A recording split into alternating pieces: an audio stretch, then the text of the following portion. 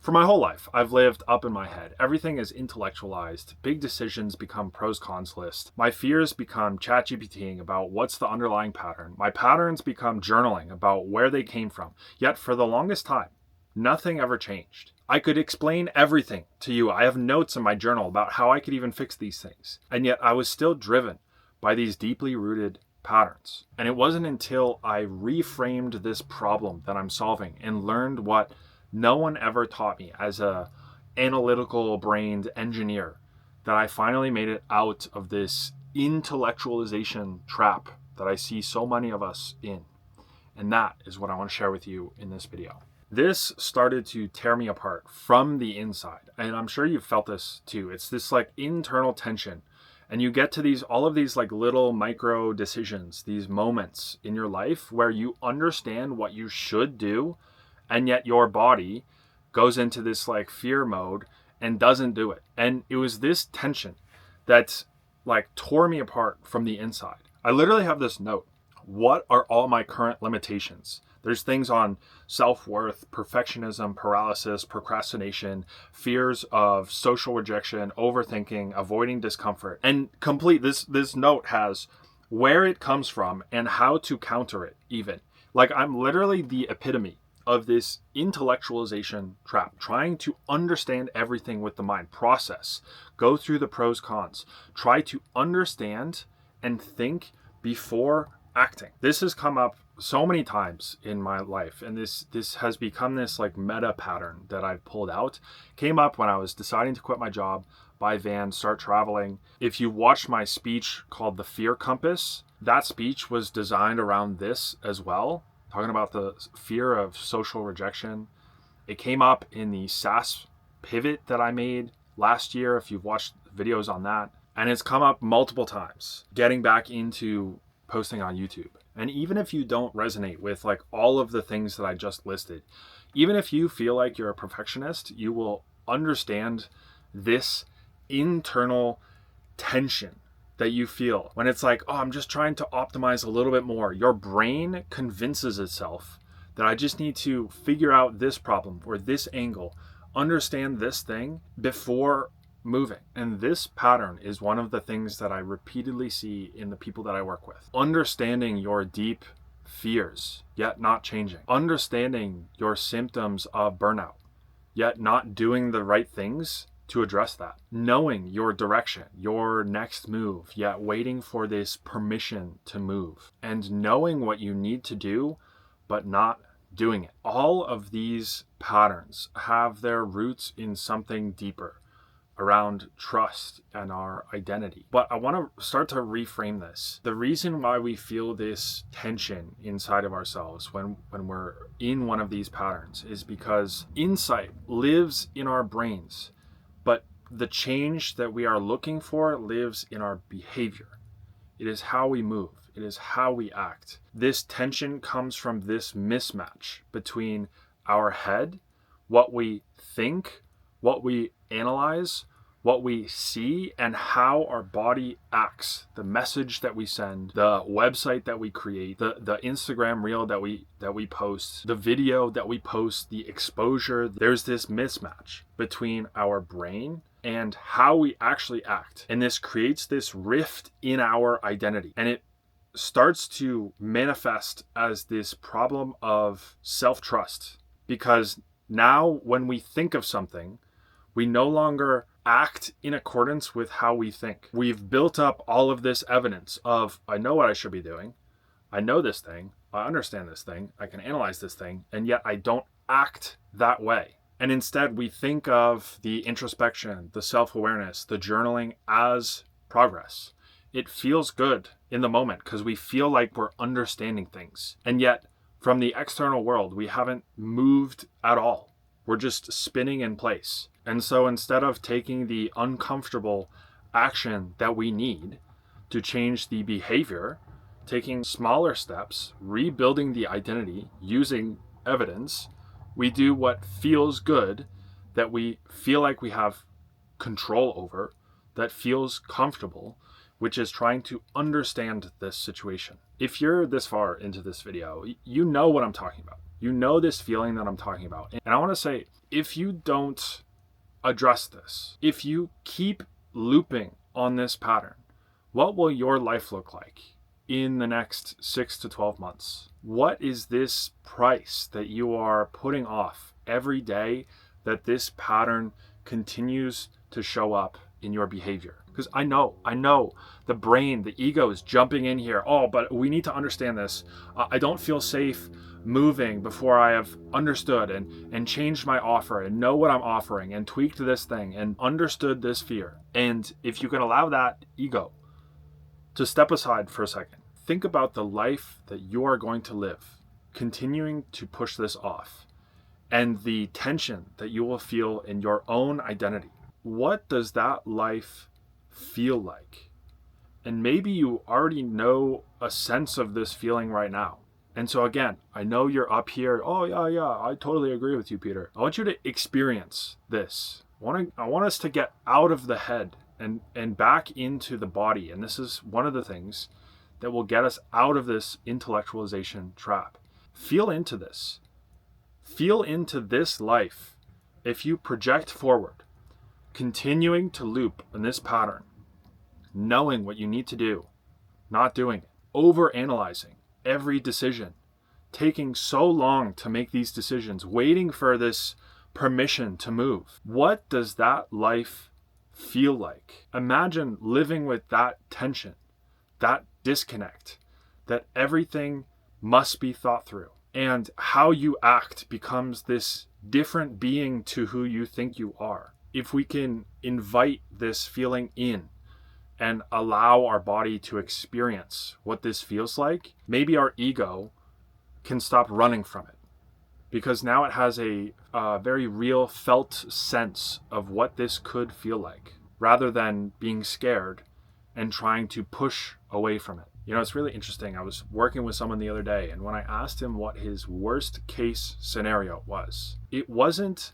making this career and life pivot, pursuing the thing that voice in his head is telling him to pursue, and failing and having it not work out. That wasn't his worst case scenario. What his worst case scenario was not listening to this voice in his head that is telling him to pursue this path, and in 5 to 10 years regretting not having taken action. And so if you're someone who is waiting for permission to have some certainty or confidence in this next step, what does that story tell you about your priorities around risk and fear and failure? What this really comes down to is this tear of trust in ourselves. I want to make this distinction very clear, because I think for you as a analytical, logical,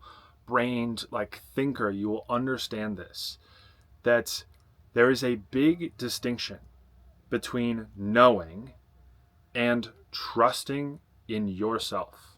And so the next time that this looping comes up, this analysis looping comes up for you, I want you to reframe this situation, this problem of, yes, there are things that you could do to try to understand this situation more, but if we take our focus from trying to understand as optimizing for clarity and turn it to optimizing for trust in ourselves, I think that is the belief shift that you need for you to be able to fix this for yourself. Do you trust yourself to do the things that you are thinking about doing, to fix the bad habits, to fix the phone scrolling, to move in this direction? Do you trust yourself enough to move through this uncertainty in your life right now? Or are you using this over-analysis, this trying to understand as just a safety mechanism to avoid having to feel this truth? And so if you're resonating with any of this right now, maybe in your next journaling session, it would be worth taking a look at the question of, what would my life look like right now if I trusted myself? And what would it look like for me to experiment with doing before understanding, sending the message, posting the video, hitting record, and understanding retrospectively rather than trying to figure out the right copy, the right language, the right offer, the right messaging, the right video idea before doing. I promise you, the most clarity that I've gotten has come from doing and trying to understand the pattern of what I was doing rather than trying to understand what is this pivot, how do I quit my job, what are the consequences of this.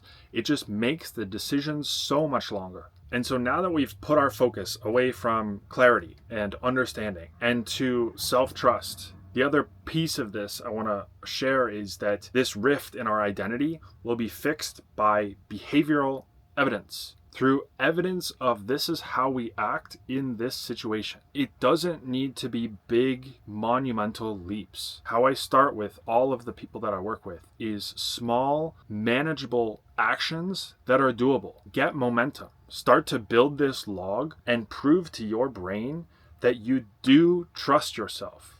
Log some of these moments where I did this thing. I said I was going to do it. I did this thing. Yes, I trust myself in my word.